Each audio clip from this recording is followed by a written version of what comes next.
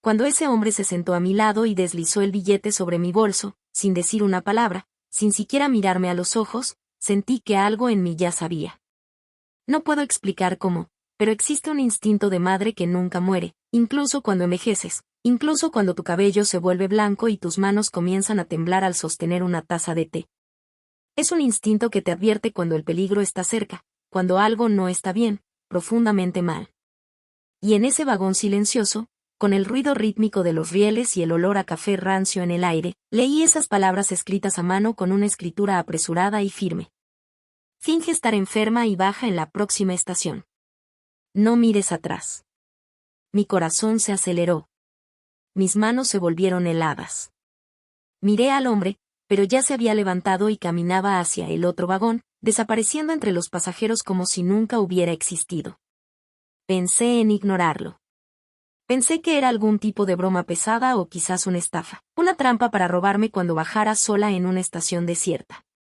Pero entonces, mis ojos volvieron al billete y algo en la urgencia de esas palabras me hizo comprender que no había tiempo para dudas. Iba a visitar a mi hijo Julien en Besançon. Hacía casi 2 años que no nos veíamos en persona desde que se casó con Elise y su vida había cambiado completamente. Las llamadas telefónicas se habían vuelto más cortas, las excusas más frecuentes, y el silencio entre nosotros había crecido como un muro invisible que no sabía cómo derribar. Pero esa semana, él me había llamado. Su voz era diferente, más suave, casi afectuosa como antes. Dijo que me extrañaba, que quería verme, que había preparado todo para que pasara el fin de semana con ellos. Lloré cuando colgué. Lloré de alivio, de esperanza, de nostalgia. Preparé el pastel de manzana que siempre le encantó. Aquel con canela y una corteza dorada que mi madre me había enseñado a hacer.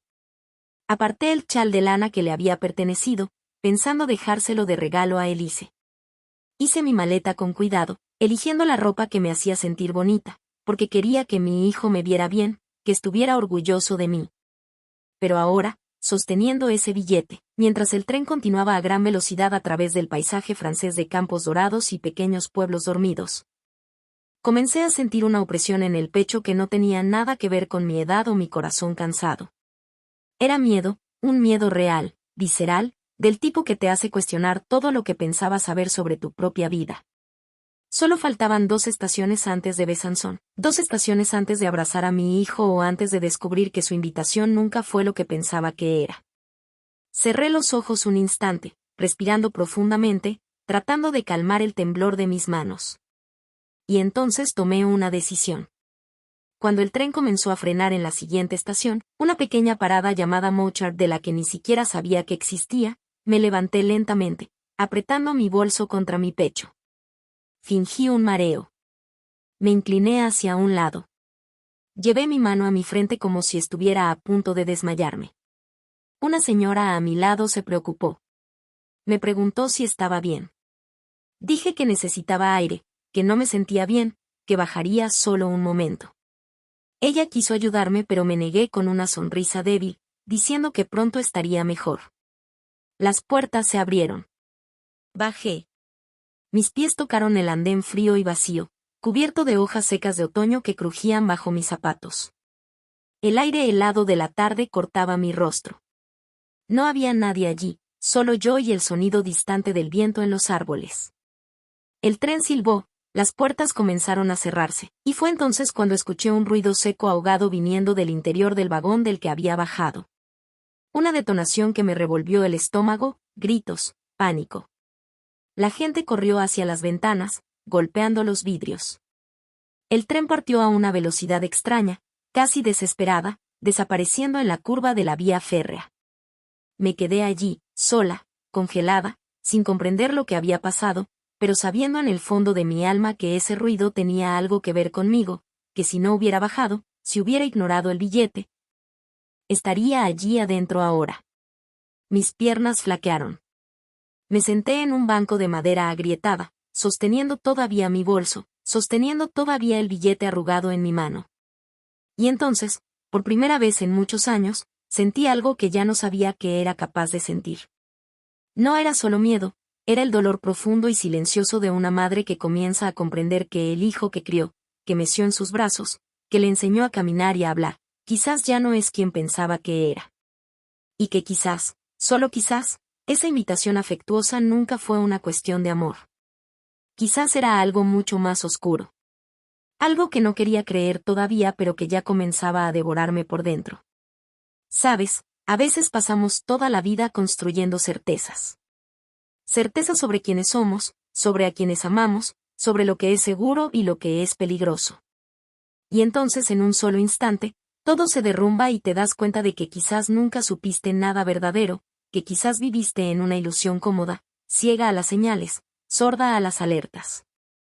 Si me escuchas ahora, si también sentiste ese dolor de cuestionar todo lo que pensabas saber, deja un comentario diciéndome desde dónde me sigues, porque historias como la mía no deberían vivirse solas.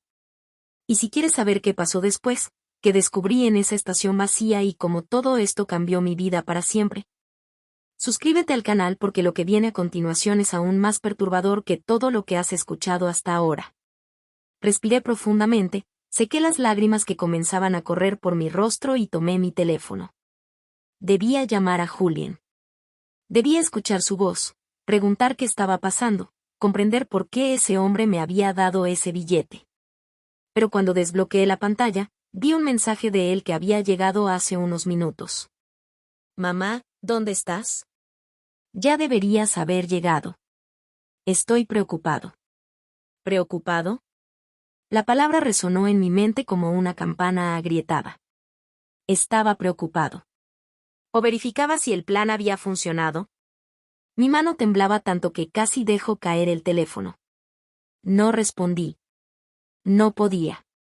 Porque si respondía, si decía dónde estaba, quizás estaría entregando mi posición a alguien que quería verme desaparecer. Y esa posibilidad, esa sospecha horrible e insoportable de que mi propio hijo pudiera estar involucrado en todo esto, me desgarraba de una manera que nunca habría imaginado posible.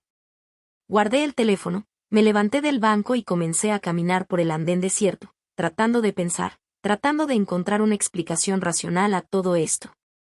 Pero no la había. Solo había el frío cortante del otoño francés, el sonido de las hojas secas bajo mis pies y la certeza creciente de que mi vida, tal como la conocía, había terminado en el momento en que leí ese billete. O quizás había terminado mucho antes y yo simplemente no lo había notado. Quizás había estado ciega durante años, viendo solo lo que quería ver, creyendo solo lo que era cómodo creer. Y ahora, sola en esa estación perdida en el interior de Francia, finalmente estaba forzada a ver la verdad. Una verdad que aún no conocía completamente, pero que ya me perseguía como un fantasma invisible, susurrando a mi oído que nada, absolutamente nada, volvería a ser como antes. Pero lo que no sabía en ese momento, lo que no podía imaginar ni en mis peores pesadillas, es que ese billete no era solo una advertencia. Era el comienzo de una revelación que me haría cuestionar cada elección que hice como madre, cada sacrificio, cada momento de amor que dediqué a mi hijo. Porque a veces las personas que más amamos son las que más nos destruyen. Y a veces sobrevivir no significa solo escapar de la muerte. Significa tener el coraje de enfrentar la verdad, incluso cuando te rompe por dentro. La estación de Mouchard no tenía a nadie más que yo. La taquilla estaba cerrada. Las luces parpadeaban débilmente e intermitentemente y el viento frío de octubre llevaba el olor a tierra húmeda y hojas podridas. Nunca me había sentido tan pequeña, tan vulnerable, tan completamente perdida en mi propia vida. Me senté nuevamente en el banco, esta vez apretando mi bolso como si fuera la única cosa sólida en un mundo que se había vuelto líquido e inestable. Y entonces, por primera vez en muchos años, sentí algo que ya no sabía que era capaz de sentir. No era solo miedo, era el dolor profundo y silencioso de una madre que comienza a comprender que el hijo que crió, que meció en sus brazos, que le enseñó a caminar y a hablar, quizás ya no es quien pensaba que era. Y que quizás, solo quizás, esa invitación afectuosa nunca fue una cuestión de amor. Quizás era algo mucho más oscuro. Algo que no quería creer todavía pero que ya comenzaba a devorarme por dentro. Mi mente giraba en círculos, tratando de armar un rompecabezas cuyas piezas no encajaban. ¿Quién era ese hombre? ¿Por qué me había advertido? ¿Cómo sabía que algo iba a pasarme? Y la pregunta que más temía, la que me cortaba como una hoja afilada cada vez que me atrevía a pensarla. ¿Julián realmente tenía algo que ver con todo esto? Me acordé del día en que nació. Era verano, un julio caluroso y húmedo en Lyon donde vivíamos en esa época. Solo tenía 23 años, asustada y sola porque su padre nos había abandonado meses antes. Pero en el momento en que sostuve a Julián en mis brazos, nada más importó. Miré ese pequeño rostro arrugado, sus ojos cerrados y sus dedos minúsculos que se aferraban a los míos. Y me juré que haría todo, absolutamente todo para protegerlo, para amarlo, para darle la vida que nunca tuve. Trabajé en 2 empleos durante años. Cosía ropa durante el día en una fábrica y limpiaba oficinas por la noche. Apenas dormía, apenas comía, pero Julián nunca tuvo hambre. Nunca le faltó un techo, ropa limpia, ternura. Me sacrifiqué por él de todas las maneras posibles y nunca me arrepentí. Ni un solo segundo, porque era mi hijo, mi razón de existir, mi luz en un mundo que me había parecido tan a menudo demasiado oscuro. Pero después de que conoció a Elise, todo cambió. Ella apareció en su vida hace 3 años como una tormenta silenciosa, hermosa, elegante, demasiado educada, con esa sonrisa que nunca alcanzaba sus ojos. Al principio, traté de amarla. Traté de creer que hacía feliz a mi hijo. Pero había algo en ella que me molestaba, algo que no podía nombrar, pero que sentía como un peso en el pecho cada vez que estábamos en la misma habitación. Julián cambió cuando se casó con ella. Se volvió distante, frío, siempre demasiado ocupado para verme, siempre con excusas preparadas cuando yo sugería una visita. Trataba de no insistir, de no ser esa madre asfixiante que los hijos evitan. Pero dolía. Dolía más que cualquier soledad, más que cualquier abandono. Ver a tu hijo alejarse, sabiendo que hiciste todo por él y que a pesar de todo no fue suficiente. El frío de la estación comenzaba a penetrar mis huesos. Podía sentir la humedad subiendo del suelo de concreto agrietado, infiltrándose a través de mis zapatos, subiendo por mis piernas como dedos helados. Mis manos estaban entumecidas, mis labios temblaban, y sin embargo no podía moverme. Estaba paralizada por el miedo, por el shock, por la incredulidad total de lo que acababa de pasar. Alrededor de mí, la estación parecía abandonada desde hace años. Los carteles publicitarios en las paredes estaban decolorados y rotos, mostrando destinos soleados que parecían pertenecer a otro mundo. Una máquina expendedora de bebidas, cubierta de grafitis y óxido, parpadeaba débilmente en una esquina. El panel de información electrónico estaba apagado, congelado en un horario que quizás databa de varios días. Era como si el tiempo se hubiera detenido aquí, como si este lugar existiera fuera de la realidad normal, un lugar de transición entre lo que yo era antes y lo que iba a convertirme. Saqué nuevamente mi teléfono, mis dedos temblando tanto que tuve que intentarlo 3 veces para desbloquear la pantalla. 2 nuevos mensajes de Julián habían aparecido. Mamá, por favor, respóndeme. Empiezo a preocuparme seriamente. Llamé a la estación de Besançon. Dicen que no bajaste del tren. ¿Dónde estás? Cada palabra era como una puñalada porque sonaba tan sincera, tan llena de preocupación auténtica. Era la voz de mi hijo, el niño que lloraba en mis brazos cuando tenía una pesadilla, que me buscaba con la mirada en la multitud durante sus espectáculos escolares, que me decía que yo era la mejor mamá del mundo. ¿Cómo ese niño podía haberse convertido en alguien capaz de quererme hacer daño?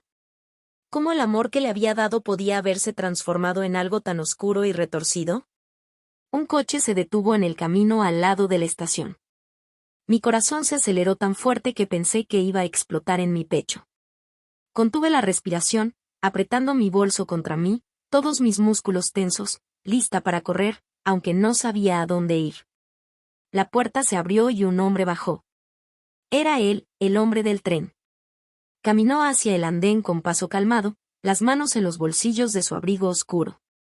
Debía tener unos 50 años, cabello canoso cortado corto, un rostro serio marcado por arrugas profundas alrededor de los ojos y la boca, pero no amenazante. Llevaba jeans gastados y zapatos prácticos cubiertos de polvo. Todo en él respiraba cansancio, una fatiga que parecía anclada en sus huesos como si hubiera vivido demasiadas cosas difíciles y aún llevara el peso. Cuando llegó cerca de mí, se detuvo, manteniendo una distancia respetuosa de aproximadamente 2 metros. Sus ojos de un gris deslavado me miraron con algo que parecía compasión, quizás incluso tristeza. Señora Martín, dijo, su voz grave y cansada llevando un rastro de acento del sur de Francia. Realmente lamento haberla asustado, pero debía hacer esto. No había tiempo para explicaciones. Lo miré fijamente, todavía temblando, todavía sin comprender. Mi voz era apenas un susurro cuando logré hablar. ¿Quién es usted? ¿Qué está pasando? ¿Por qué me dio ese billete? Él soltó un profundo suspiro como si llevara un peso enorme sobre sus hombros. Sus ojos dejaron mi rostro para mirar hacia la vía férrea, allá donde el tren había desaparecido. Mi nombre es Etienne Lacroix. Soy investigador privado. Fui contratado hace 3 meses para investigar a su hijo. Las palabras cayeron sobre mí como piedras. Sentí que mis piernas se desplomaban bajo mí y si no hubiera estado ya sentada, habría caído. ¿Investigar? ¿Por qué? ¿Quién lo contrató? Mi voz temblaba, subiendo en los agudos, al borde de la histeria. Etienne vaciló y vi en sus ojos que buscaba las palabras correctas, sabiendo que lo que iba a decir me destruiría. Elise Moreau, finalmente respondió, y mi mundo se derrumbó. Elise, la esposa de mi hijo, había contratado a un investigador para espiar a Julien. ¿Pero por qué? ¿Qué sospechaba? ¿Y qué tenía esto que ver con ese billete, con ese ruido en el tren, con todo lo que estaba pasando? Etienne continuó, viendo mi confusión y mi desesperación. Sacó de su bolsillo un pequeño cuaderno negro gastado, lo abrió y comenzó a leer como si quisiera asegurarse de no olvidar nada importante. Ella desconfiaba de que Julien estuviera involucrado en algo ilegal, malversación de dinero de la empresa donde trabajaba. Al principio, pensé que era solo desconfianza de esposa, celos, paranoia. Muchos de mis clientes vienen a verme con ese tipo de sospecha que no lleva a ninguna parte. Pero a medida que avanzaba en mi investigación, descubrí que era cierto. Julien no solo malversaba dinero. Estaba acumulando enormes deudas. Jugaba en casinos en línea, hacía inversiones riesgosas con dinero que no tenía, lo perdía todo. Y cuando se dio cuenta de que iba a ser descubierto, que iba a perderlo todo, comenzó a buscar salidas desesperadas. No podía respirar. No podía procesar lo que estaba escuchando. Mi Julien, mi hijo, el niño que había criado para ser honesto, trabajador, recto. ¿Cómo había podido caer tan bajo? ¿Cómo no lo había visto venir? Etienne cerró su cuaderno y me miró directamente a los ojos. ¿Y qué tiene esto que ver conmigo?, pregunté, casi sin voz, sabiendo ya que la respuesta sería insoportable. Vaciló una vez más. Vi algo en sus ojos que me hizo comprender que lo peor aún estaba por venir. Sus manos se crisparon ligeramente y tomó una profunda respiración antes de hablar. Contrató un seguro de vida a su nombre, señora, un seguro muy elevado. Y el beneficiario es él. Sentí que el mundo giraba a mi alrededor. Mis manos se volvieron entumecidas. Mi visión se nubló. ¿Un seguro a mi nombre? Mi voz era apenas audible, como si pronunciar esas palabras las hiciera más reales, más horribles.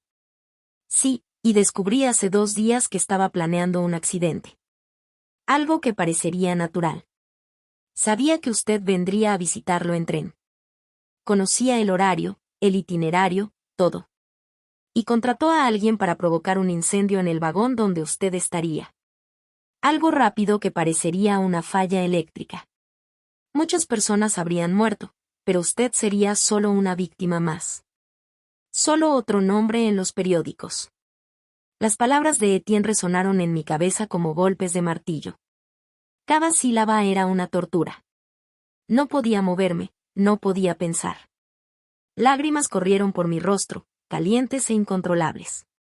Mi hijo, mi Julien, el bebé que había mecido, que había protegido, que había amado más que a mi propia vida. Había planeado matarme por dinero, por un seguro de vida. ¿Por qué me salvó?, murmuré, mi voz rota. ¿Por qué tomó ese riesgo? Etienne bajó los ojos y por primera vez, vi emoción real atravesar su rostro habitualmente impasible. Porque soy padre también, señora. Tengo 2 hijas. Y porque hay cosas que no se pueden dejar que sucedan, No importa quién nos haya contratado o cuánto nos hayan pagado. Elise me pagó para investigar, no para salvar su vida. Pero cuando descubrí el plan, no podía quedarme de brazos cruzados. Traté de avisar a la policía, pero no tenía suficientes pruebas.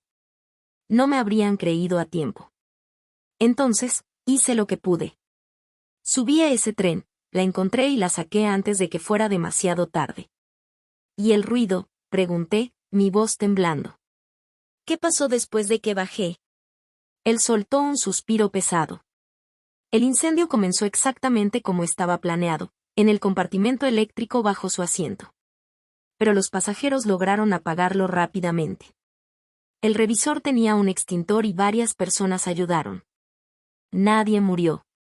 Algunos heridos leves, quemaduras superficiales, inhalación de humo, pero nada grave. El tren fue detenido en la siguiente estación. La policía ya está investigando. Descubrirán que fue intencional y terminarán rastreando hasta Julien. Mi cabeza daba vueltas.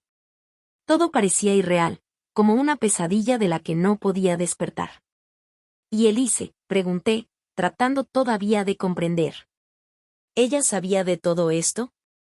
Ella sospechaba algo grave, pero no sabía hasta dónde llegaría él. Cuando le conté lo que había descubierto esta mañana, entró en estado de shock. Dijo que no podía creerlo, que debía haber un error. Pero en el fondo, creo que siempre supo que había algo profundamente malo en él. Etienne hizo una pausa, luego agregó suavemente.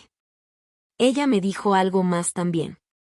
Dijo que había tenido miedo de él durante meses, que tenía accesos de rabia violentos cuando las cosas no salían como él quería, que había encontrado mensajes en su teléfono, conversaciones con gente sospechosa.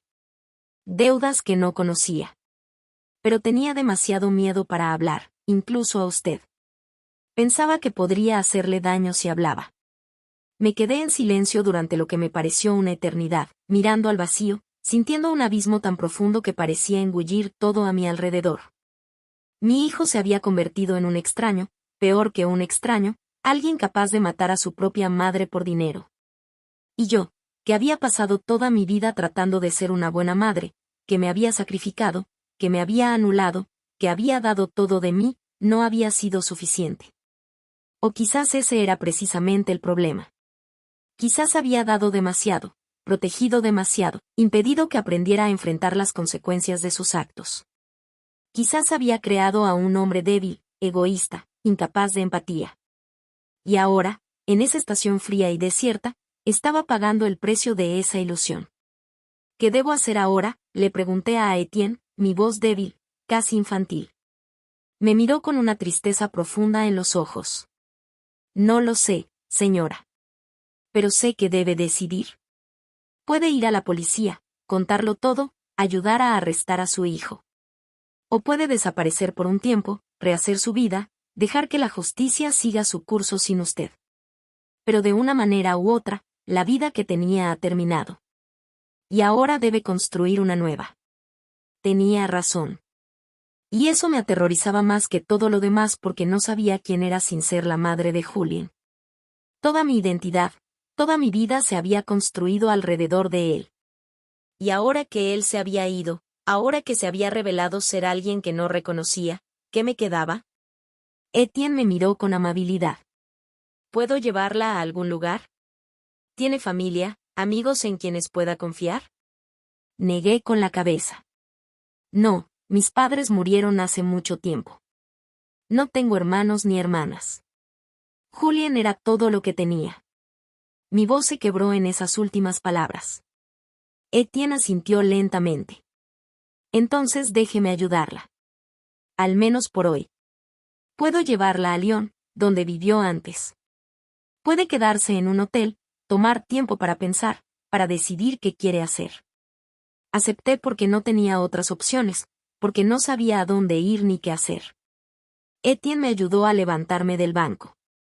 Mis piernas estaban rígidas y dolorosas después de haber estado sentada tanto tiempo en el frío.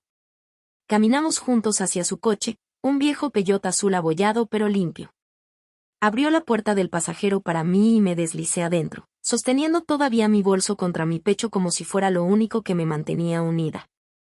Durante todo el trayecto a Lyon, permanecí en silencio, mirando por la ventana, viendo el paisaje francés pasar en una neblina de colores otoñales.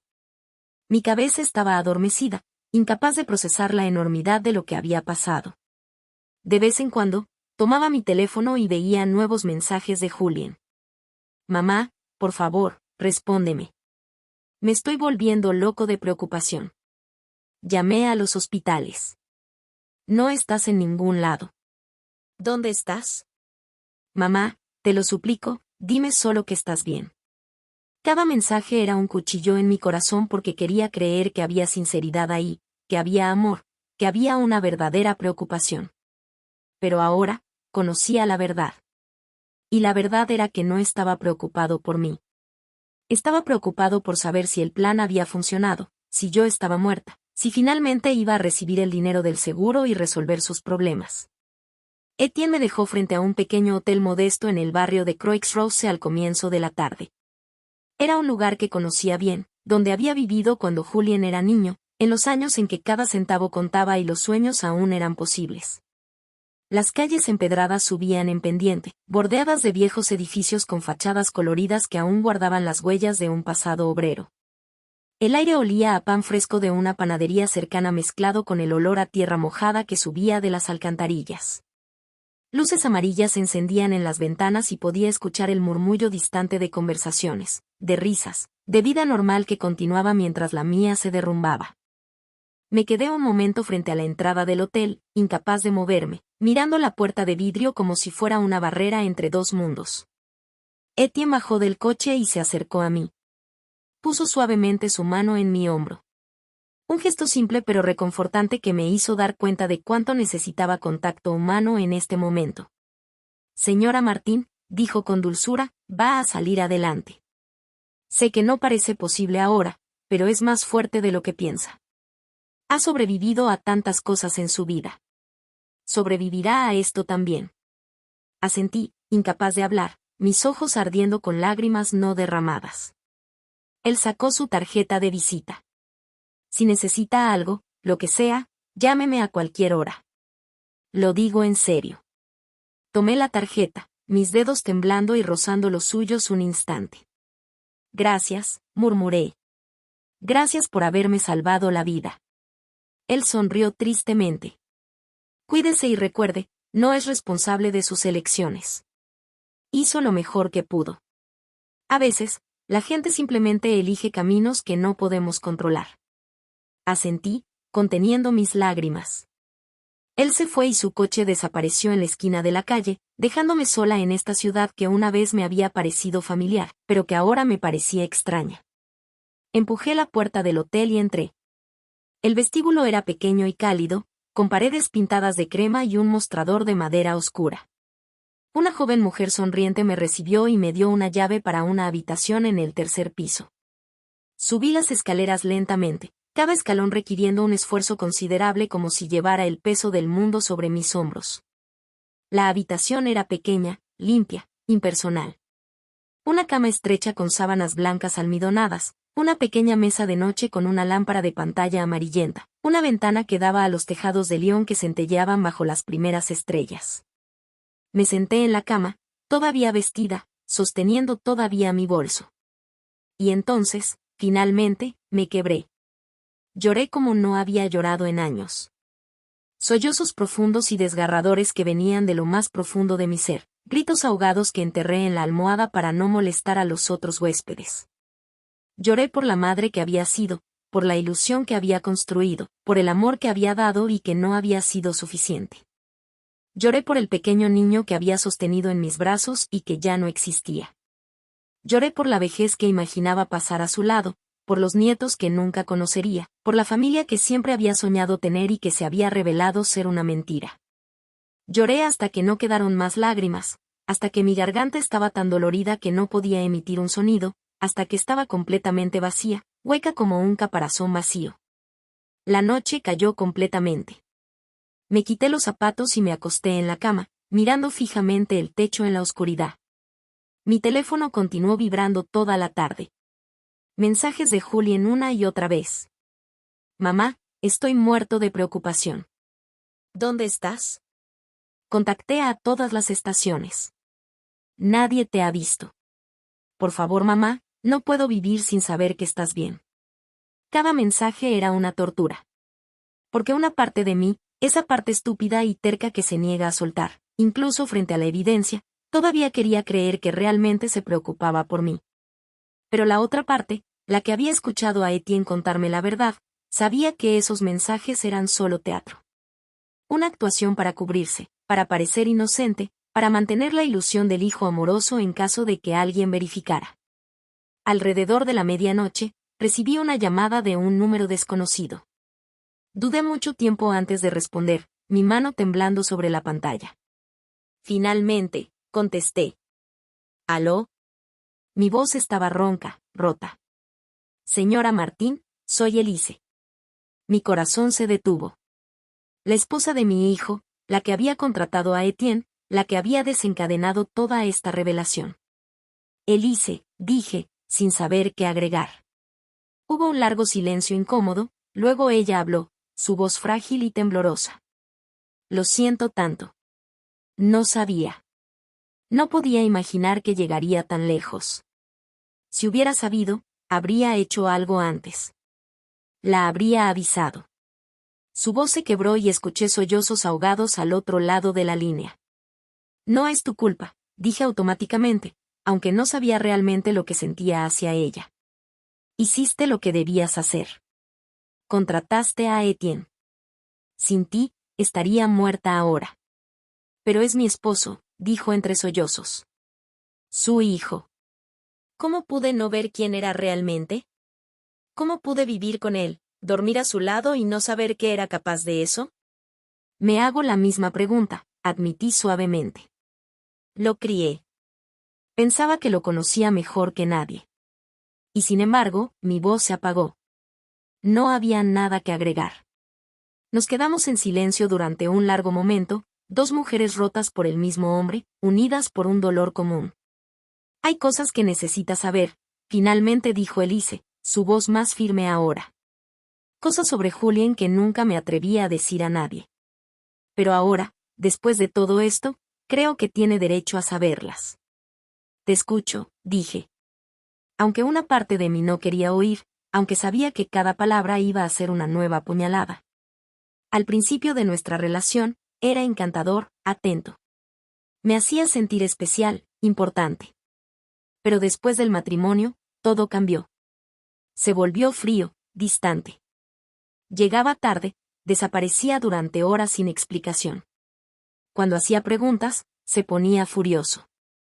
Nunca me golpeó, pero sabía cómo dar miedo sin violencia física. Las miradas, los silencios, las palabras hirientes que me hacían sentir pequeña y estúpida. Ella tomó una profunda respiración antes de continuar. Hace 6 meses, encontré extractos bancarios que había escondido, miles de euros perdidos en casinos en línea, préstamos que había contraído sin decirme, deudas por todas partes. Cuando lo confronté, me dijo que estaba bajo control, que exageraba, que debería apoyarlo en lugar de juzgarlo. Me hizo sentir culpable por preocuparme por nuestro futuro financiero. Fue en ese momento que decidí contratar a Etienne porque sabía que algo realmente no estaba bien, pero no tenía ninguna prueba concreta. ¿Por qué te quedaste?, pregunté suavemente. ¿Por qué no lo dejaste?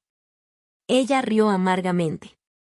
Miedo, vergüenza, la esperanza estúpida de que quizás si me quedaba, si lo amaba lo suficiente, volvería a ser la persona que había conocido.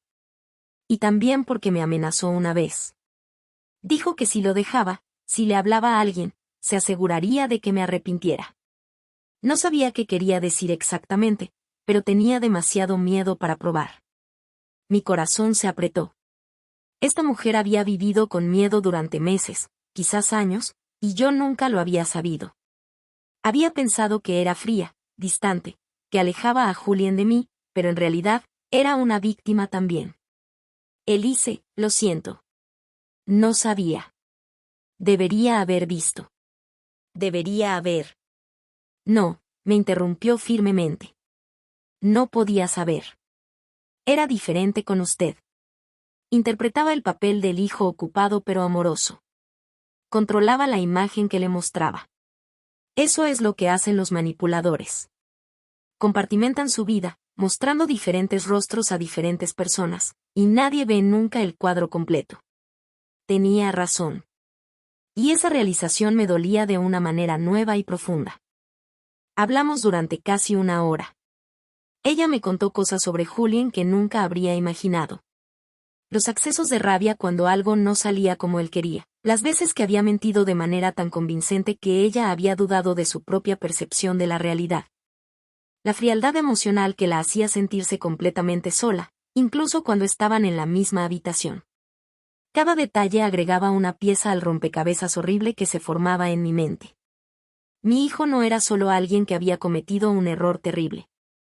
Era alguien que tenía problemas profundos, quizás desde hacía mucho tiempo, problemas que yo nunca había querido ver. Al final de la llamada, Elise me dijo algo que quedó grabado en mi mente. Odette no fracasó como madre. Él fracasó como ser humano. Y eso no es su culpa. Puede pasar el resto de su vida buscando qué hizo mal, culpándose, torturándose con y sí. Pero la verdad es que a veces la gente simplemente está rota por dentro y ningún amor, ningún sacrificio puede reparar eso. Agradecí a Elise y colgué. Esas palabras resonaron en mi cabeza, pero no sabía si podía creerlas porque en mi corazón, todavía era su madre. Y las madres siempre se sienten responsables de sus hijos, no importa su edad, no importa lo que hayan hecho. Los días siguientes fueron una niebla. Me quedaba en mi habitación de hotel la mayor parte del tiempo, pidiendo comida que apenas comía, durmiendo intermitentemente, despertándome sobresaltada con pesadillas donde veía a Julián, niño, mirándome con acusación. Finalmente tomé una decisión el cuarto día. Debía ir a la policía. No podía simplemente pretender que nada había pasado. No podía dejarlo continuar libre, capaz de hacerle esto quizás a alguien más. La mañana de ese día, me vestí con cuidado, peiné mi cabello y apliqué un poco de maquillaje para ocultar la palidez y las ojeras. Quería parecer creíble, compuesta, no como una mujer vieja confundida e histérica. Tomé un taxi hasta la comisaría principal de Lyon, un edificio gris e imponente en el tercer distrito. Adentro, la atmósfera era austera y eficiente. Policías uniformados iban y venían. Los teléfonos sonaban constantemente. La gente esperaba en bancos de plástico con expresiones variadas de aburrimiento, ansiedad o resignación. Me acerqué al mostrador de recepción donde una joven policía me recibió con una sonrisa profesional. Buenos días, señora, ¿cómo puedo ayudarla? Yo, quisiera presentar una denuncia, dije, mi voz más débil de lo que hubiera querido. Es sobre una tentativa de asesinato. Sus ojos se abrieron ligeramente. Un momento, por favor. Ella desapareció en una oficina y regresó unos minutos más tarde con un inspector mayor, un hombre de unos 50 años con cabello gris cortado corto y ojos penetrantes que parecían evaluar todo instantáneamente. Señora, soy el inspector Berger. Por favor, sígame. Me condujo a una pequeña sala de interrogatorios amueblada con una mesa metálica y algunas sillas incómodas. Las paredes eran de un blanco sucio y una ventana alta dejaba entrar una luz gris y deprimente. Me ofreció un café que rechacé. Luego se sentó frente a mí, sacando un cuaderno y un bolígrafo. Cuénteme todo desde el principio. Tómese su tiempo. Y lo hice. Conté todo desde el principio. El viaje en tren, el hombre misterioso, el billete, mi bajada en Mouchard, el ruido del incendio, mi encuentro con Etienne Lacroix. Mostré el billete arrugado que había guardado en mi bolso, di el nombre y las coordenadas de Etienne, relaté cada detalle que recordaba. El inspector Berger me escuchó con atención intensa, tomando notas metódicas, haciendo preguntas precisas para clarificar ciertos puntos. Señora Martín, dijo cuando terminé. Debo informarle que efectivamente hay una investigación en curso sobre el incendio en el tren entre París y Besançon. Ya determinamos que fue un acto criminal. Su testimonio es extremadamente valioso y confirma varias de nuestras hipótesis. Hizo una pausa, mirándome con una expresión más suave. Sé que lo que voy a pedirle es increíblemente difícil, pero ¿está lista para testificar contra su hijo si este caso va a juicio? Sentí que mi estómago se anudaba. Era el momento de la verdad, el momento en que debía elegir entre la lealtad hacia mi hijo y la justicia, entre el amor materno y lo que era moralmente correcto. Respiré profundamente, sintiendo el peso de esa decisión aplastar mi pecho. Pero en el fondo de mí, ya conocía la respuesta. Sí, dije, mi voz temblando pero firme. Sí, testificaré porque si pudo hacerme esto a mí, su propia madre, podría hacérselo a alguien más. Y no podría vivir conmigo misma si dejara que eso sucediera. El inspector Berger asintió con respeto. Es una decisión valiente, señora. Sé que probablemente no le parece valiente en este momento, pero lo es. Me hizo algunas preguntas más, anotó mis coordenadas, me prometió que me mantendría informada del avance de la investigación.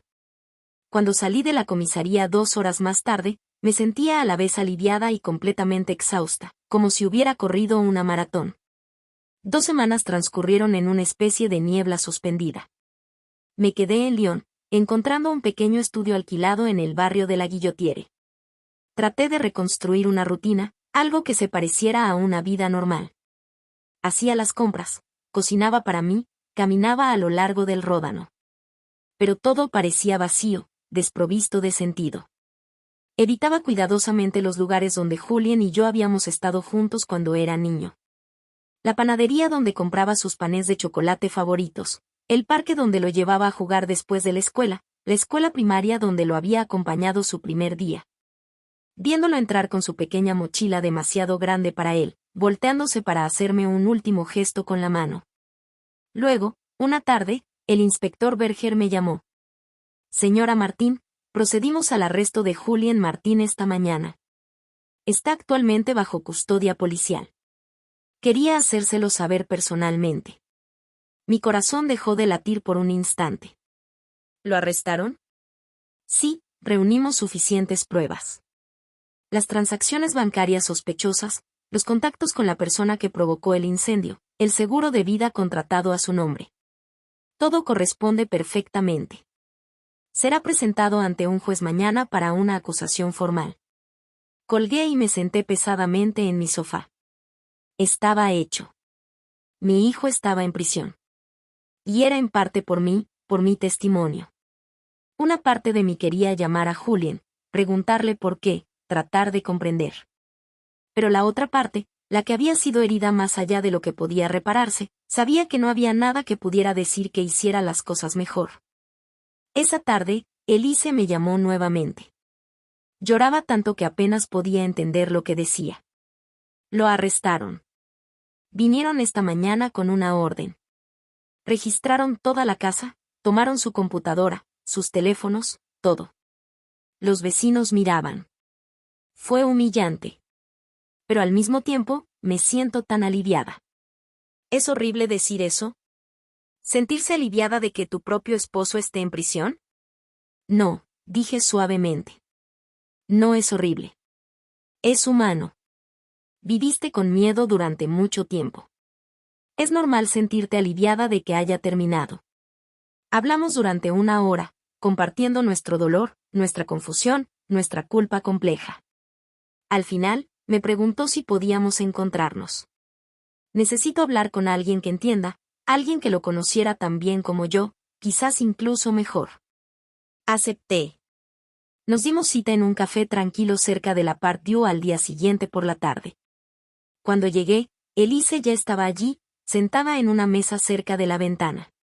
Se veía exhausta, su cabello recogido hacia atrás, su rostro pálido y sin maquillaje, ojeras profundas bajo sus ojos. Pero también había algo diferente en ella. Una especie de fuerza naciente, como si un peso hubiera sido levantado. Nos abrazamos torpemente, luego nos sentamos una frente a la otra. Durante un largo momento, no dijimos nada, simplemente bebiendo nuestro café, buscando las palabras. Lo siento, finalmente dijo Elise, por no haberle hablado antes de mis sospechas, por no haberla advertido de que había algo gravemente malo en él. No tienes nada que perdonarte, respondí sinceramente. Hiciste lo que pudiste. Contrataste a Etienne. Sin ti, estaría muerta. Me salvaste la vida, aunque no lo sabías en ese momento. Hablamos durante horas ese día, tejiendo una conexión extraña pero real entre nosotras. Dos mujeres unidas por su amor y su traición por el mismo hombre. Al final de nuestro encuentro, Elise me dijo algo que nunca olvidaré. Sabes, Odette, pasé tanto tiempo preguntándome qué estaba mal en mí, por qué no era suficientemente buena para él, por qué me trataba así. Pero ahora, entiendo. Nunca fue sobre mí. Fue sobre él, sobre lo que está roto en él. Y nada de lo que yo hubiera podido hacer habría cambiado eso. Esas palabras resonaron en mí porque expresaban exactamente lo que yo también sentía. Un mes después del arresto de Julien, recibí una carta de él. Llegó en un sobre de la prisión con sellos oficiales y papel fino y barato. Me quedé sentada en mi pequeña mesa de cocina, mirando el sobre durante horas antes de tener el coraje de abrirlo.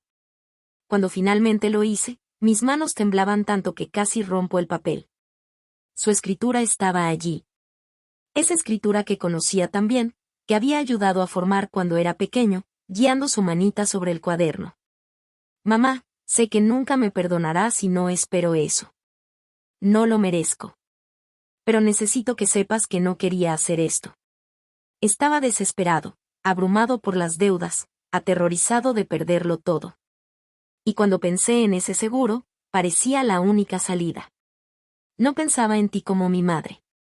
Te reduje a un número, a una solución para mis problemas. Y eso es imperdonable. No te pido que me entiendas. Solo quiero que sepas que en el fondo, en algún lugar muy lejano dentro de mí, todavía existe el pequeño niño que criaste, el niño que te amaba. Pero lo enterré hace mucho tiempo. Y ahora está muerto, igual que nuestra relación. Lo siento, mamá. Por todo. Doblé la carta lentamente, la guardé en el fondo de un cajón y nunca la volví a leer porque no había nada allí que pudiera traerme paz. No había redención en esas palabras, solo el eco vacío de un hijo que había perdido mucho antes de ese viaje en tren. Y quizás, solo quizás, nunca lo había tenido realmente del todo. 6 meses transcurrieron desde ese día en el tren. 6 meses durante los cuales tuve que reaprender a vivir, a respirar, a existir en un mundo que había perdido todo su sentido. El juicio de Julien tuvo lugar en marzo, un día frío y gris en Lyon donde el cielo parecía llorar conmigo. Las nubes bajas y pesadas pesaban sobre la ciudad como una losa y una llovizna fina y persistente hacía las calles resbaladizas y oscuras. Estaba allí, sentada al fondo del tribunal en una sala austera de paredes beige y bancos de madera dura que olían a cera y papel antiguo. Observaba a mi hijo entrar esposado, escoltado por 2 gendarmes. Llevaba un traje gris que no le conocía, demasiado grande para él ahora que había perdido peso visiblemente. Su rostro estaba pálido, hundido, con ojeras profundas bajo sus ojos que evitaban cuidadosamente cruzar las miradas. Su cabello, antes siempre impecablemente peinado, estaba despeinado y opaco. Me vio. Nuestras miradas se cruzaron durante un breve instante que me pareció durar una eternidad.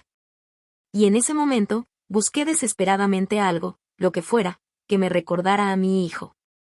Un destello de remordimiento, de arrepentimiento, del amor que una vez tuvo por mí. Pero no vi nada. Sus ojos estaban vacíos, como ventanas que dan a una habitación abandonada. Desvió la mirada casi inmediatamente y comprendí algo fundamental. Ya no veía a mi hijo. Veía a un extraño, alguien que compartía mis genes, mis recuerdos, que había crecido en mis brazos, pero que ya no era parte de mí. Esa realización me dolió más que todo lo demás porque era definitiva. No había vuelta atrás posible. El juicio duró 3 días interminables.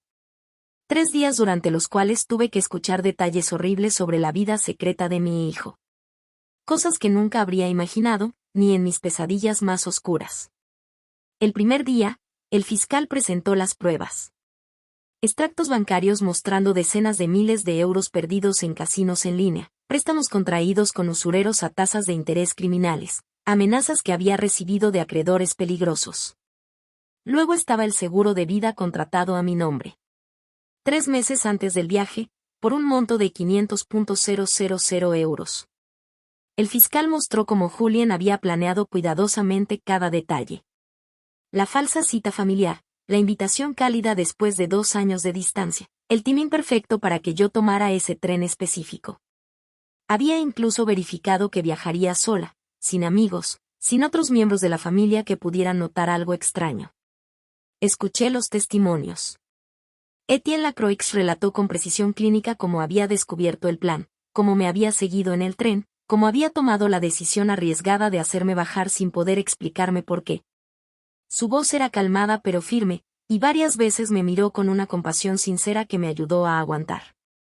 Luego Elise testificó. Se levantó, pálida y temblorosa, y relató su vida con Julien. Las mentiras constantes, las manipulaciones, los accesos de rabia fría que la aterrorizaban.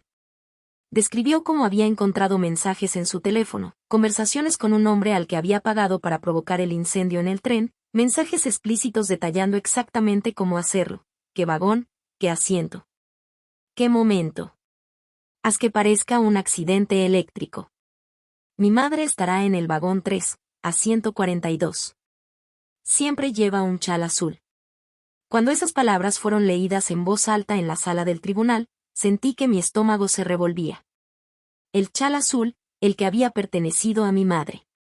Había incluso anotado ese detalle como si fuera simple información logística y no un objeto cargado de memoria y amor.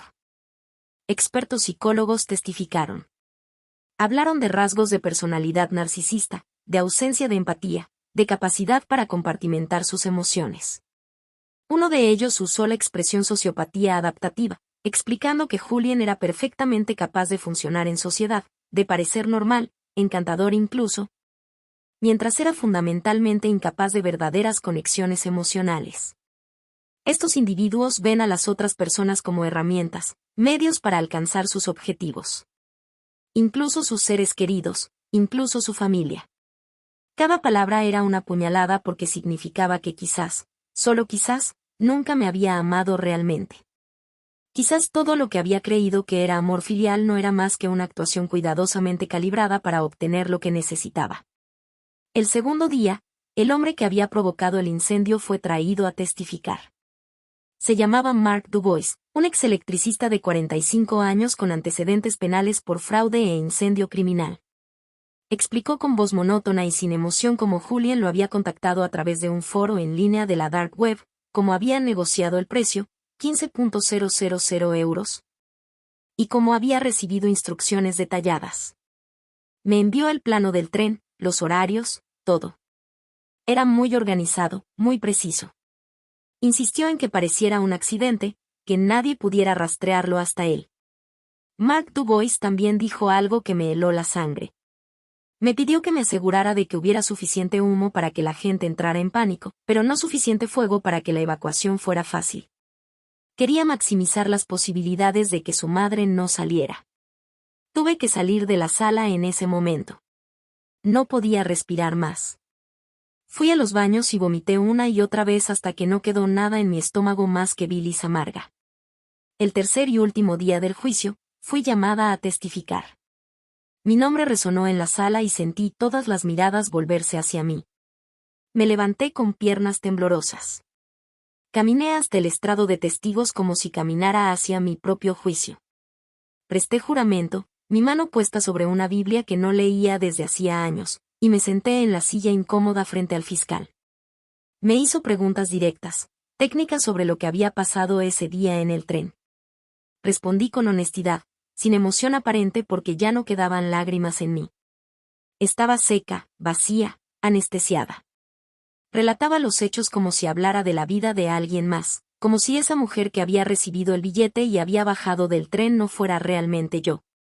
Luego el abogado de Julien, un hombre delgado de unos 40 años con gafas de montura metálica y una expresión perpetuamente escéptica, se levantó para contrainterrogarme. Caminó lentamente hacia mí, las manos cruzadas en la espalda, mirándome con una intensidad calculada. Señora Martín, comenzó con voz suave pero cortante. ¿Todavía ama a su hijo? La pregunta resonó en la sala como un trueno. El silencio era tan profundo que escuchaba el tic-tac del reloj de pared. Miré a Julien, sentado en la mesa de la defensa, que ahora me miraba fijamente, sus ojos finalmente levantados hacia mí. Y vi algo en su mirada. No remordimiento, no culpa, sino curiosidad. Quería saber la respuesta. Quería saber si después de todo lo que había hecho, yo todavía era capaz de amarlo. Tomé una profunda respiración. Sentí el peso de todos los recuerdos, de todos los años, de todo el amor que había dado, pesar sobre mi pecho como una piedra. Amo al pequeño niño que era, finalmente respondí, mi voz temblorosa pero clara. Amo al bebé que sostuve en mis brazos, al niño que me tomaba la mano para cruzar la calle, al adolescente que me contaba sus sueños. Pero ese hombre sentado allá. Hice un gesto hacia Julien. No sé quién es. No sé si siempre fue así, escondido bajo la apariencia de mi hijo, o si se convirtió en alguien más en el camino. Pero no puedo amar a alguien que intentó matarme. No sé si podré perdonar algún día. Y hoy, todo lo que siento es vacío, un vacío inmenso y doloroso allá donde el amor maternal debería estar. Lágrimas corrieron por mi rostro ahora. No de tristeza sino de agotamiento total. Quizás algún día pueda sentir algo nuevamente, pero ese día no es hoy. El abogado asintió y se sentó. Julien bajó los ojos y vi sus hombros hundirse ligeramente. Algo en él se rompió en ese momento. Lo sentí. Quizás la última ilusión que mantenía de que las cosas podrían de alguna manera arreglarse. Bajé del estrado de testigos y volví a mi lugar, sintiendo todas las miradas sobre mí, escuchando los murmullos en la sala. Cuando el juez preguntó si Julien quería hacer una declaración final antes del veredicto, se levantó lentamente. Su voz era baja, casi inaudible. No tengo ninguna excusa. Lo que hice es imperdonable. Mi madre tiene razón. El niño que crió está muerto. Lo maté yo mismo con mis elecciones, con mi codicia, con mi cobardía. No pido piedad. Merezco lo que me va a pasar. Se sentó y la sala permaneció en silencio. El juez tomó un receso de 2 horas para deliberar. Salí del tribunal y caminé por las calles de Lyon bajo la lluvia fina, sin siquiera sentir el frío que penetraba mi ropa. Cuando regresé, la sala estaba llena. Periodistas, curiosos, gente que había venido a ver el veredicto de una historia que había ocupado los titulares durante semanas. Hombre arrestado por intentar matar a su madre por dinero. El juez entró y todos se levantaron. Leyó el veredicto con voz solemne y sin emoción. Julien Martín. Después del examen de todas las pruebas y todos los testimonios, este tribunal lo declara culpable de tentativa de asesinato con premeditación, de fraude de seguro y de poner en peligro la vida de otros. Es condenado a 15 años de reclusión criminal sin posibilidad de libertad condicional antes de 8 años. 15 años. Escuché murmullos en la sala. Algunos encontraban la pena demasiado leve, otros la encontraban apropiada. Yo no sentí nada. Ni alivio, ni rabia, ni satisfacción. Solo un vacío profundo y una fatiga aplastante, como si hubiera llevado el mundo sobre mis hombros durante años y finalmente pudiera dejarlo. Julien no reaccionó visiblemente. Simplemente asintió como si esperara ese veredicto, como si lo aceptara con una resignación extraña. Los gendarmes se lo llevaron y mientras pasaba frente a mí, nuestras miradas se cruzaron una última vez. Y en sus ojos, vi algo que no había visto antes. No remordimiento exactamente, pero quizás un reconocimiento de lo que había perdido, de lo que ambos habíamos perdido. Luego se había ido y supe que probablemente era la última vez que lo vería. Salí del tribunal sola, atravesando la multitud de periodistas que gritaban preguntas que no quería escuchar. Caminaba sin rumbo preciso, mis pies llevándome automáticamente hacia el Ródano. Me detuve en un puente, mirando el agua gris que fluía rápidamente abajo, llevando hojas muertas y escombros hacia algún lugar río abajo. Y por primera vez en meses, sentí algo que se parecía vagamente a esperanza. No porque creyera que todo iría bien, no porque pensara que el dolor desaparecería algún día, sino porque había sobrevivido. Había atravesado el infierno y había salido del otro lado. No intacta, no entera, pero viva. Y por el momento, eso era suficiente. Las semanas siguientes fueron un proceso lento de reconstrucción. Decidí dejar Lyon, ciudad que llevaba demasiados recuerdos dolorosos, y volver a París. Encontré un pequeño departamento en Montmartre, en un viejo edificio con escaleras que crujían y ventanas que daban a los tejados grises de la ciudad. El barrio estaba vivo, lleno de artistas, de turistas, de gente que vivía sus vidas sin conocer la mía. Me gustaba el anonimato que me ofrecía. Nadie me miraba con lástima. Nadie susurraba a mis espaldas. Era solo una mujer vieja entre tantas otras.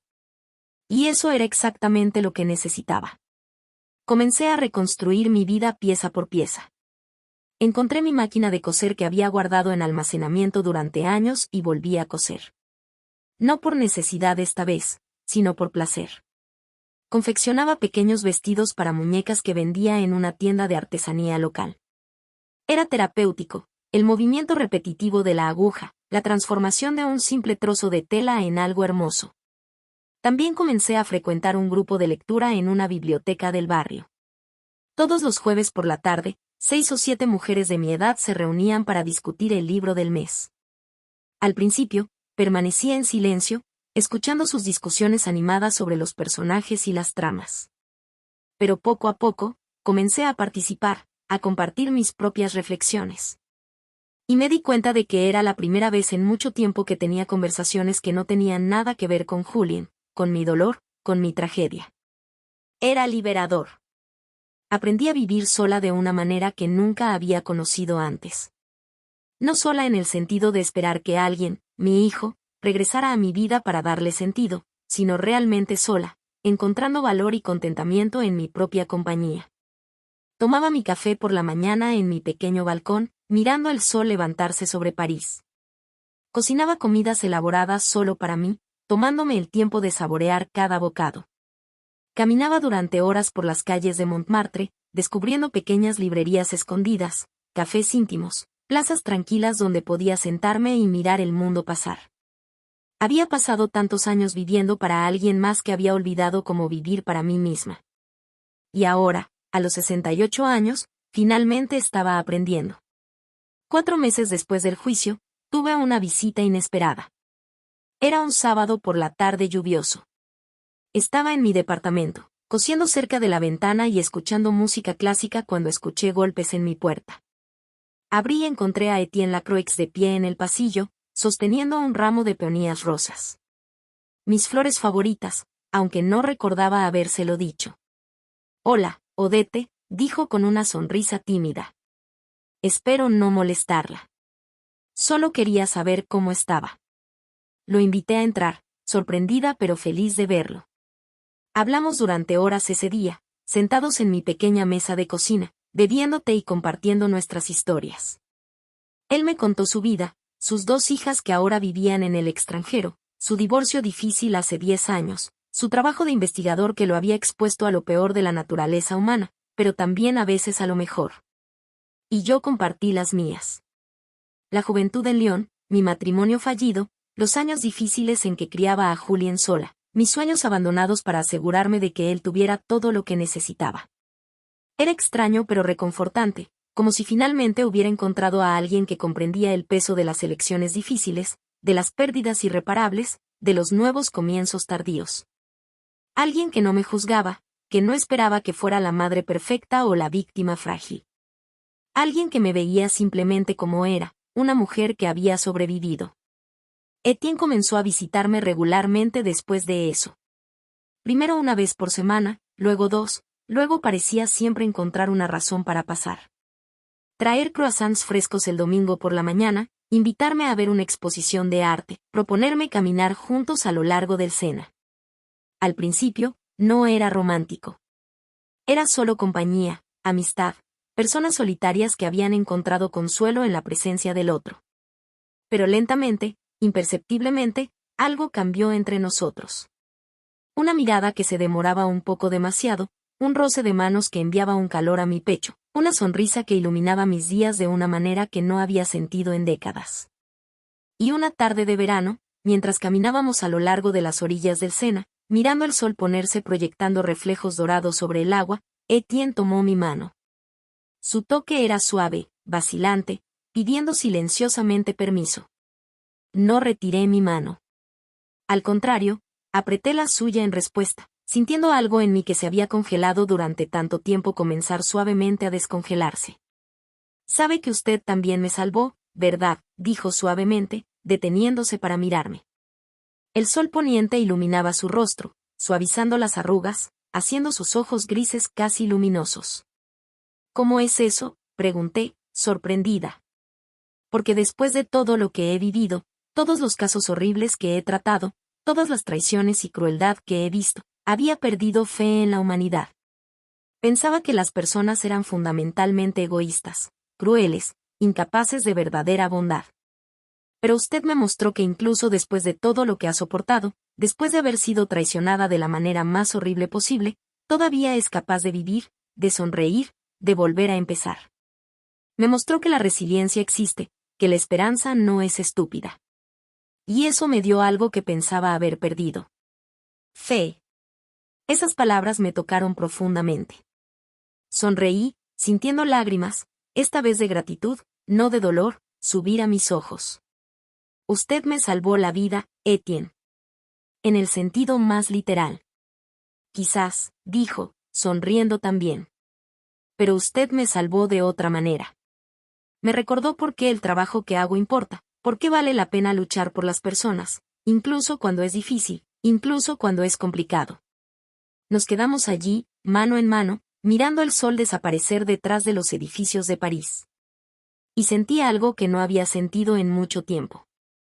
Paz. No una paz completa, no una paz sin cicatrices, sino una paz frágil y preciosa construida sobre las ruinas de lo que había perdido. Nuestra relación creció lentamente, prudentemente, como dos personas que habían sido heridas y que sabían que las cosas podían romperse fácilmente. No éramos más jóvenes con expectativas románticas y reales. Éramos dos personas de mediana edad que habían vivido lo suficiente para saber que el amor no siempre era apasionado y dramático. A veces, era solo la presencia tranquila de alguien que comprendía, que se preocupaba, que se quedaba. Y eso era suficiente. Era más que suficiente. Un año después del juicio, Etienne me preguntó si quería vivir con él. No matrimonio. Ambos estábamos demasiado marcados por nuestros matrimonios anteriores para querer volver a empezar. Pero solo compartir un espacio, una vida. Dije que sí. Encontramos un departamento más grande en el Marais, con grandes ventanas y un pequeño jardín donde podía cultivar hierbas aromáticas y flores. Hoy, casi 2 años después de ese día en el tren, miro hacia atrás y veo todo con una claridad dolorosa. Veo los errores que cometí como madre. Veo las señales que ignoré. Veo las elecciones que hice y que contribuyeron a moldear al hombre que mi hijo se convirtió. Protegí demasiado, excusé demasiado, perdoné demasiado. Enseñé que las acciones no tenían verdaderas consecuencias, que el amor materno borraría todo. Y quizás eso contribuyó a crear a alguien que pensaba que podía hacer lo que fuera sin pagar el precio. Pero también veo otra cosa. Veo que a pesar de todo, sobreviví. Y que mi vida no terminó en ese vagón de tren. Simplemente cambió de dirección. Aprendí que el amor materno no es incondicional, que hay límites, momentos en que debemos protegernos, incluso si eso significa alejarnos de quienes más amamos. Aprendí que perdonar no significa olvidar. Y que avanzar no significa que el dolor haya desaparecido. Simplemente significa que elegimos no dejar que el dolor defina quiénes somos. Aprendí que a veces las personas que criamos se vuelven extraños. Y que está bien dejarlos ir porque al final, la única persona que realmente podemos salvar es a nosotros mismos. Ayer, recibí otra carta de Julien. Está sobre la mesa de la cocina, al lado de la taza de café que Etienne me preparó antes de irse a trabajar. Miro el sobre, esa escritura familiar, y me pregunto si algún día tendré el coraje de leerla. Si algún día podré mirar a mi hijo nuevamente, no como la víctima que intentó destruir, sino como la mujer que involuntariamente lo ayudó a redescubrirse. Quizás algún día leeré esa carta. Quizás algún día, incluso lo visitaré en prisión. Quizás podamos tener una conversación honesta sobre lo que pasó, sobre quiénes somos realmente, sobre lo que todavía podemos ser el uno para el otro, si queda algo. Pero hoy, en este momento preciso, elijo vivir. Elijo mirar por la ventana y ver los tejados de París bajo el sol de la tarde. Elijo sentir el olor del café que Etienne dejó para mí. Elijo sonreír pensando en nuestro proyecto de ir a Bretaña el próximo mes, de caminar a lo largo de los acantilados, de respirar el aire salado del océano. Elijo concentrarme en las pequeñas alegrías que tejen una vida. El sabor de un pastel de manzana bien hecho, la sensación de una tela suave bajo mis dedos mientras coso, la risa de Etienne cuando me cuenta una historia divertida de su trabajo. El calor del sol en mi rostro durante mis paseos matinales. Porque aprendí algo esencial durante estos 2 últimos años. Aprendí que la vida no es una cuestión de final feliz perfecto como en los cuentos de hadas. La vida está hecha de momentos rotos y de intentos imperfectos de volver a pegarlos juntos. Está hecha de cicatrices que nunca desaparecen completamente pero que con el tiempo simplemente se vuelven parte de quienes somos. Está hecha de elecciones difíciles, de pérdidas devastadoras, de traiciones que nos cambian para siempre. Pero también está hecha de supervivencia contra todo pronóstico, de encontrar belleza en las ruinas, de construir nuevas conexiones cuando las antiguas se rompieron más allá de toda reparación. De descubrir que es posible ser feliz, realmente feliz, incluso después de haber vivido tu peor pesadilla.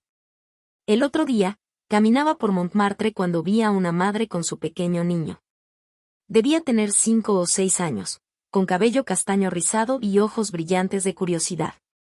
Sostenía la mano de su madre, señalando todo lo que le interesaba. Un perro, un pájaro, un globo rojo que volaba hacia el cielo. Y la madre lo miraba con ese amor infinito, absoluto que solo una madre puede tener. Sentí que mi corazón se apretaba. Por un instante, vi a Julien a esa edad. Me acordé de su manita en la mía, de sus preguntas sin fin, de su risa alegre. Y sentí una ola de dolor tan intensa que tuve que detenerme y apoyarme contra una pared. Pero entonces, algo extraño sucedió. En lugar de dejarme abrumar por el dolor, lo dejé atravesarme. Lo reconocí, lo acepté, y luego lo dejé ir. Porque ese pequeño niño en mis recuerdos ya no existe. Y el hombre en que se convirtió no es alguien que pueda salvar o cambiar.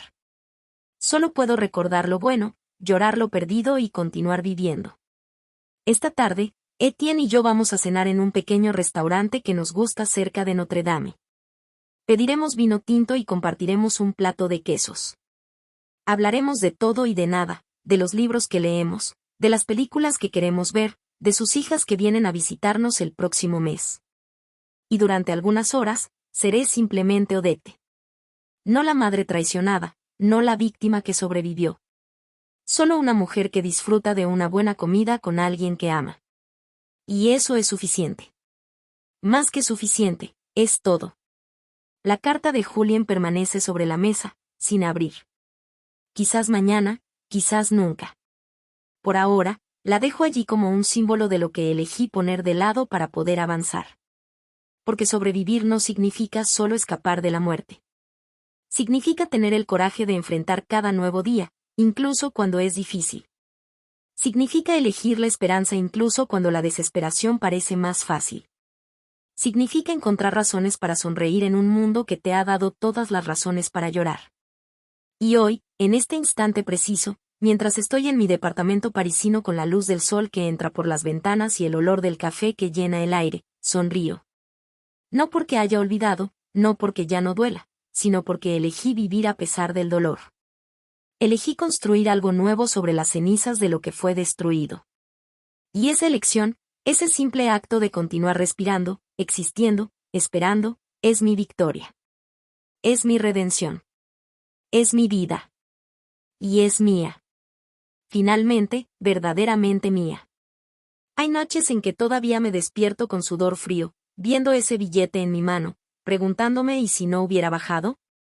¿Y si hubiera ignorado la advertencia? Pero entonces, respiro profundamente y me doy cuenta de que estoy aquí, viva. Y que cada elección que hice después de ese día me trajo hasta aquí. No fue fácil, no fue hermoso, pero fue real. Sé que muchos de ustedes que me escuchaban ya sintieron algo similar. No necesariamente una traición como la mía, pero esa sensación de que la persona que más amaste se convirtió en una extraña, que los sacrificios que hiciste no fueron vistos, no fueron valorados, no fueron suficientes. Y eso roe por dentro de una manera que nadie que no lo haya vivido puede comprender completamente. Es por eso que les pregunto, no por curiosidad, sino porque necesito saber. ¿Habrían hecho lo mismo? ¿Habrían denunciado a su propio hijo? Habrían podido mirarlo en un tribunal y decir la verdad, sabiendo que sus palabras lo pondrían detrás de las rejas. ¿O habrían elegido el silencio, la protección, incluso sabiendo de lo que era capaz? No hay respuesta correcta. Solo hay su verdad. Y quiero escucharla. Díganme desde dónde me escuchan ahora. Cuéntenme si mi historia tocó algo en ustedes que estaba guardado desde hace demasiado tiempo. Porque historias como la mía no deben llevarse solas. Deben compartirse, dividirse, transformarse en puentes entre las personas que han comprendido que sobrevivir es el mayor coraje que existe. Y si quieren continuar siguiendo estas historias que hablan de la vida real, de las elecciones imposibles, de los dolores que nos transforman, suscríbanse a este canal. No por mí, sino por ustedes. Porque quizás la próxima historia sea exactamente lo que necesitan escuchar. Y recuerden, no están solos. Nunca lo estuvieron. La vida continúa, incluso después de lo impensable. Los días se convierten en semanas, las semanas en meses. Y lentamente, sin que te des cuenta, comienzas a construir algo nuevo sobre los escombros de lo que fue. Esta mañana, mientras Etienne y yo desayunábamos en nuestro pequeño balcón, mirando París despertar bajo un cielo de primavera, me di cuenta de algo.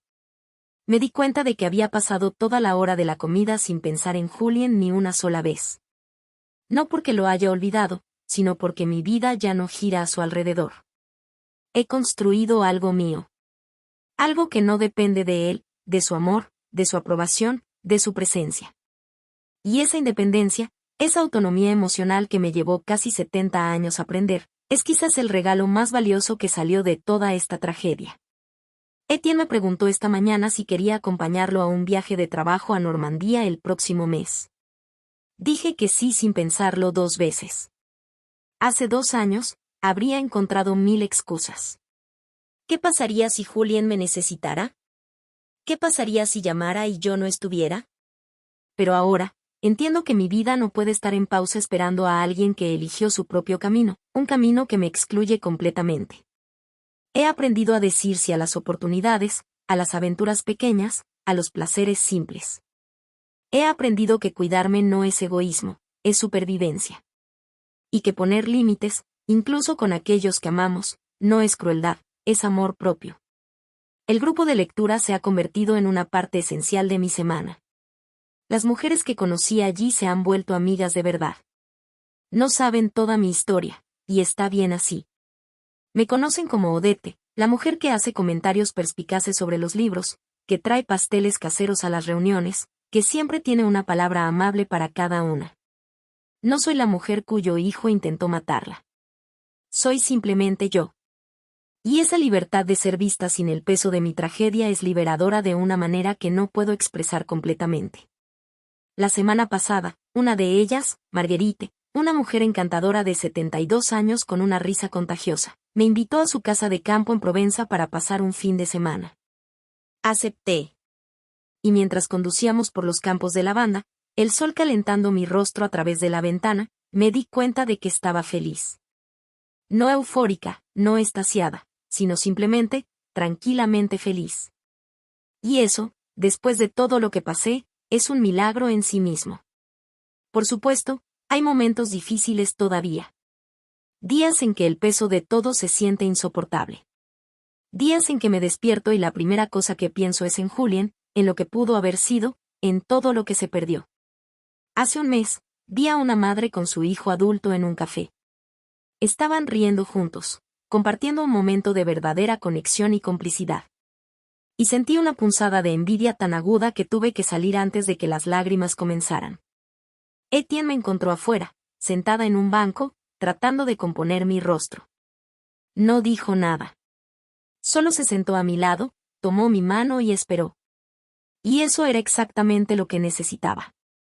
No palabras de consuelo vacías, no intentos de arreglar lo que no puede arreglarse. Solo presencia. Solo compañía silenciosa en el dolor. Después de un largo momento, finalmente hablé. ¿Alguna vez desaparece completamente? El dolor, quiero decir. Me miró con esos ojos grises que habían visto tanta oscuridad humana pero que todavía conservaban amabilidad. No, respondió honestamente. No desaparece. Pero cambia. Se vuelve más suave con el tiempo. Deja de ser esta cosa aguda y constante que te corta a cada respiración y se convierte en algo más profundo, más sordo. Algo con lo que aprendes a vivir, como una vieja lesión que duele cuando cambia el clima, pero que ya no te impide funcionar. Tenía razón, por supuesto. El dolor todavía está allí. Probablemente siempre estará. Pero ya no me define. Ya no es la primera cosa sobre mí. Es solo una parte, una pieza en el rompecabezas complejo de quién soy. La carta de Julien todavía está sobre mi mesa de cocina. Han pasado semanas y no la he tocado. Etienne me preguntó una vez si quería que la guardara por mí, que la pusiera en algún lugar donde no tuviera que verla todos los días. Pero dije que no. Quiero verla. Quiero que me recuerde que tengo una elección. Cada día, elijo no abrirla. Cada día, elijo priorizar mi propia paz mental sobre la curiosidad de saber qué tiene que decir. Y esa elección, ese acto diario de poner mis necesidades primero, es parte de mi sanación. Quizás algún día esté lista. Quizás algún día, el tiempo y la distancia me habrán dado suficiente perspectiva para leer sus palabras sin que me destruyan. Pero ese día no es hoy. Y está bien que no sea hoy. He aprendido que la sanación no es lineal. No es una línea recta del dolor a la paz. Es un camino tortuoso, con avances y retrocesos, con días buenos y días horribles, con momentos de claridad seguidos de momentos de confusión total. Pero la dirección general es hacia adelante. Y eso es lo que importa. Esta tarde, mientras cosía un pequeño vestido para una muñeca, me di cuenta de que estaba tarareando.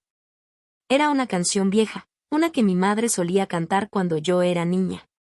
Y me detuve, sorprendida, porque no recordaba la última vez que había tarareado, o cantado, o simplemente hecho algo por pura alegría sin pensarlo. Y eso, ese pequeño momento de olvido espontáneo del dolor, fue como un regalo. Un recordatorio de que la vida continúa, de que la alegría todavía existe, de que soy más que la suma de mis tragedias. Etienne y yo hemos hablado sobre el futuro últimamente. No de manera grande y dramática, sino de esas conversaciones pequeñas y cotidianas que las parejas tienen. ¿Dónde queremos estar en 5 años? ¿Qué queremos hacer con el tiempo que nos queda? Él habla de quizás retirarse en un par de años, de comprar una pequeña casa en el sur, cerca del mar. Yo hablo de quizás tomar clases de pintura, algo que siempre quise hacer pero nunca tuve tiempo. Y lo hermoso de estas conversaciones es que son sobre nosotros. No sobre arreglar el pasado, no sobre lo que podría haber sido, sino sobre lo que puede ser. Sobre el futuro que todavía tenemos la oportunidad de construir. Sus hijas vinieron a visitarnos el mes pasado. Al principio estaba nerviosa.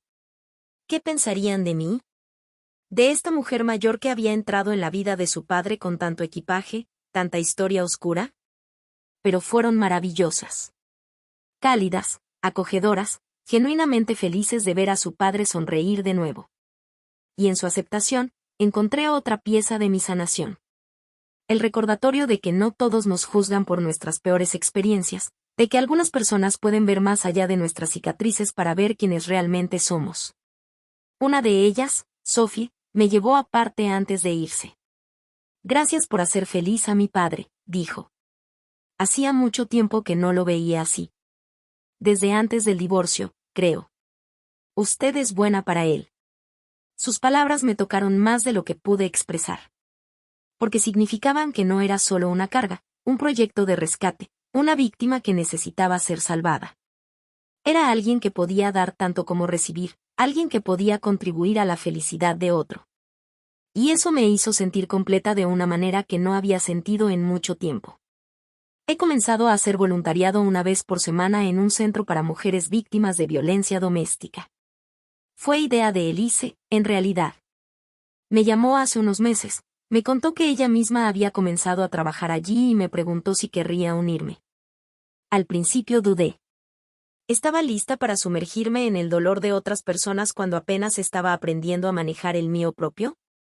Pero luego me di cuenta de que quizás esa era precisamente la razón por la cual debía hacerlo. Porque entendía. Porque había estado allí. Porque podía ofrecer no solo compasión teórica sino comprensión real, visceral. Así que ahora voy todos los martes por la tarde. Me siento con mujeres que están pasando por su propio infierno. Escucho sus historias. A veces ofrezco consejos, a veces solo ofrezco mi presencia. Y en el proceso de ayudarlas, me ayudo a mí misma. Porque me recuerda lo lejos que he llegado, cuánto he crecido, cuánto he sobrevivido. Elise y yo nos hemos vuelto amigas de verdad. Es extraño, lo sé. Pero compartimos algo que nadie más puede entender completamente. Ambas amamos al mismo hombre de diferentes maneras. Ambas fuimos traicionadas por él. Ambas tuvimos que reconstruir nuestras vidas desde las cenizas. Almorzamos juntas una vez al mes. Hablamos de todo. De nuestros trabajos voluntarios, de nuestras nuevas vidas, de los libros que leemos, de las películas que vemos. Y a veces, inevitablemente, hablamos de Julien. Ella me preguntó hace una semana si alguna vez lo había visitado en prisión. Le dije que no, que todavía no estaba lista. Ella asintió con comprensión. Yo tampoco, admitió. He iniciado los trámites de divorcio. Mi abogado dice que debería estar finalizado en unos meses. Y sé que debería sentirme culpable por abandonarlo cuando está en su peor momento, pero no lo siento. Solo siento alivio. No deberías sentirte culpable, le dije. Él hizo sus elecciones. Tú estás haciendo las tuyas. Y elegir salvarte a ti misma nunca es algo por lo que debas disculparte. Ella me miró con lágrimas en los ojos. ¿Cómo haces eso? ¿Cómo suenas tan segura, tan fuerte, cuando sé que por dentro todavía estás rota? Sonreí tristemente. No estoy rota, Elise. Estoy agrietada, sí. Tengo fisuras que nunca sanarán completamente. Pero agrietado no es lo mismo que roto. La luz entra a través de las grietas. Y a veces, es esa luz la que nos hace más fuertes, más hermosos, más reales que antes. Esa conversación se quedó conmigo. Porque tenía razón. Estoy agrietada. Mi corazón, mi alma, mi fe en el amor incondicional, todo tiene fisuras ahora. Pero no estoy rota. Todavía funciono. Todavía amo. Todavía espero. Todavía vivo. Y quizás eso es lo que realmente significa sobrevivir. No salir ileso, sino salir capaz de continuar a pesar de las heridas. La primavera se ha convertido en verano ahora. París está hermoso, lleno de turistas y de vida. Etienne y yo pasamos los fines de semana explorando diferentes barrios, encontrando pequeños tesoros escondidos, cafés que sirven el mejor café con leche, librerías con ediciones raras. Parques donde podemos sentarnos y leer juntos en que empañe el silencio. He comenzado a pintar, finalmente. Tomé una clase para principiantes y descubrí que tengo cierto talento para ello. O quizás no talento, sino pasión. Y a veces, la pasión es más importante que el talento. Pinto paisajes mayormente. Escenas de la campiña francesa, de los lugares donde viví, de los recuerdos que quiero preservar. Y al pintarlos, los transformo. Los hago míos de una nueva manera. Etienne dice que debería hacer una exposición. Me río ante la idea, pero secretamente, me gusta pensar en ello.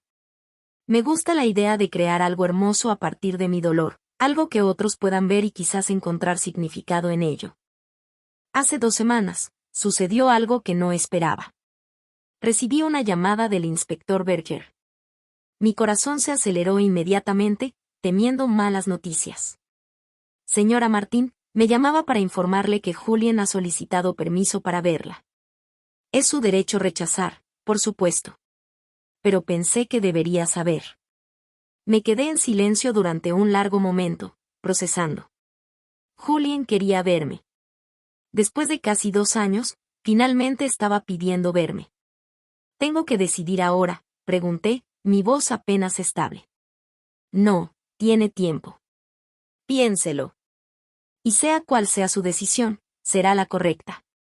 He estado pensando en ello desde entonces. ¿Debería ir? ¿Debería mirar a mi hijo a los ojos otra vez? ¿Qué le diría? ¿Qué esperaría escuchar? Hablé con Etienne al respecto anoche. Estábamos sentados en nuestro balcón, mirando las estrellas sobre París, bebiendo vino tinto. ¿Qué crees que debo hacer?, le pregunté. Me miró con esa expresión sabia y amable que he llegado a amar. Creo que solo tú puedes responder eso. Pero te diré esto, lo que sea que decidas, te apoyaré. Si quieres ir, iré contigo. Si decides no ir, también está bien. No hay respuesta incorrecta aquí. Asentí, agradecida por su apoyo incondicional. Todavía no lo sé, admití. Parte de mí quiere verlo, quiere entender, quiere, no sé. Cierre. Paz. ¿Algún tipo de resolución? Pero otra parte tiene miedo. Miedo de que me hiera nuevamente. Miedo de que diga cosas que no pueda manejar.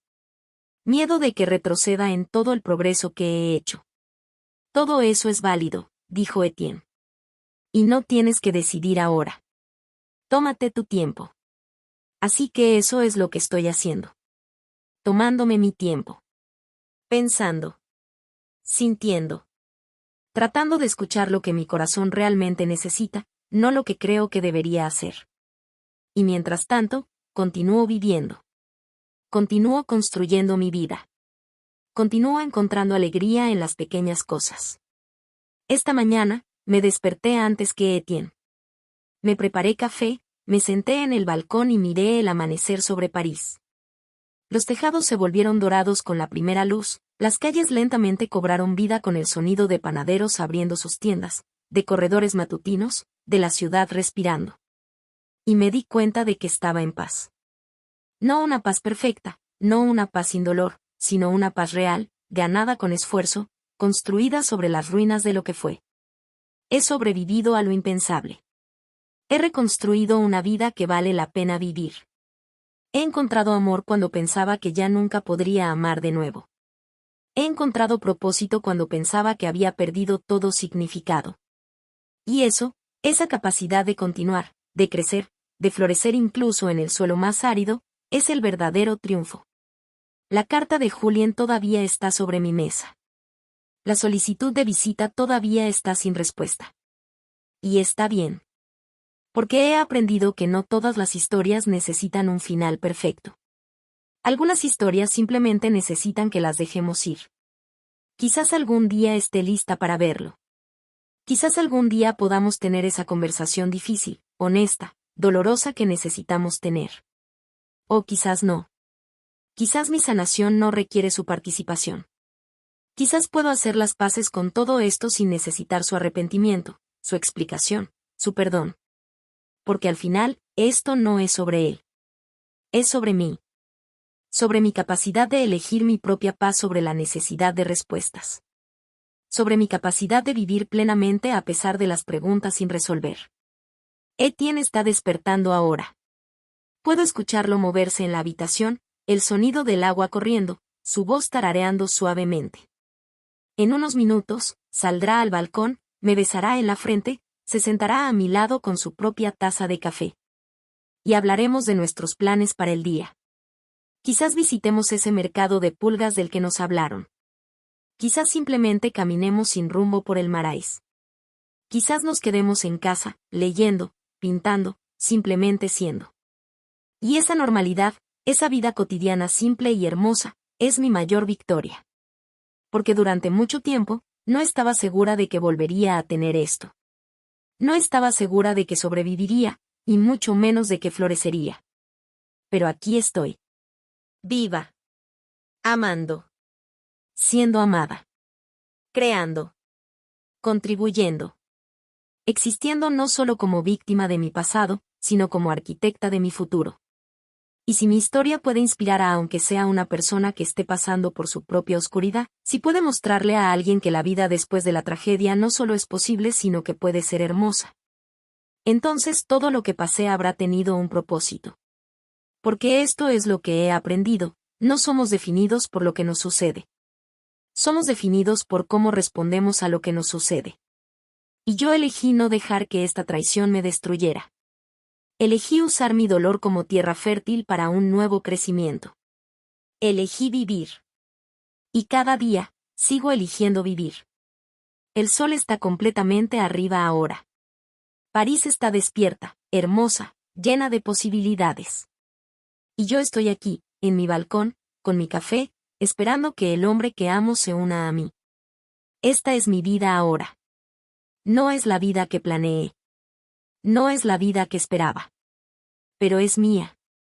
Y es buena. Es suficiente. Es todo.